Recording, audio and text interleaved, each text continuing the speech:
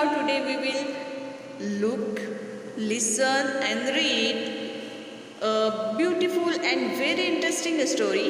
Who are you? देखिए यहाँ पर Who are you? तुम कौन हो? Learn, read with me and act. Student first, यहाँ पर प्यारे बच्चों आपको ये एक्ट करना है. देखो पहला जो स्टूडेंट रहेगा, hello I am a fresh green cabbage. Who are you? Student first जो आएगा वो कैबेज बनकर आएगा और क्या कहेगा, हेलो आई एम फ्रेश, यानी मैं ताज़ा ग्रीन कैबेज हूँ. एंड हु आर यू, और तुम कौन हो?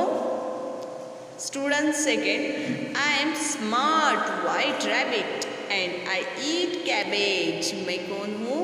मैं स्मार्ट वाइट रैबिट हूँ एंड ईट कैबेज. मैं क्या खाता हूँ? कैबेज खाता हूँ. स्टूडेंट फर्स्ट, ओ नो, ये क्या खाएगा? मुझे खाएगा. Now next is student three, hello I am a juicy crunchy carrot. मैं कौन हूँ? जूसी क्रंची कैरोट हूँ. एंड हु आर यू, और तुम कौन हो? Student second, I am a smart white rabbit and I eat carrot. मैं कौन हूँ? मैं स्मार्ट वाइट कौन हूँ? रैबिट हूँ और मैं क्या खाता हूँ? कैरोट खाता हूँ. स्टूडेंट थ्री, रन्स अवे, वो भी भाग जाता है. Student four, hello I am a big red tomato.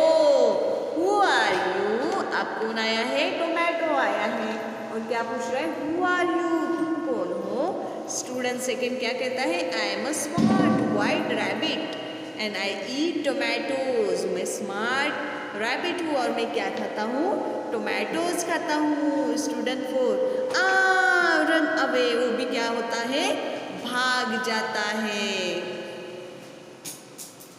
अब क्या होता है देखो. Student five, hello I am a green leafy vegetable.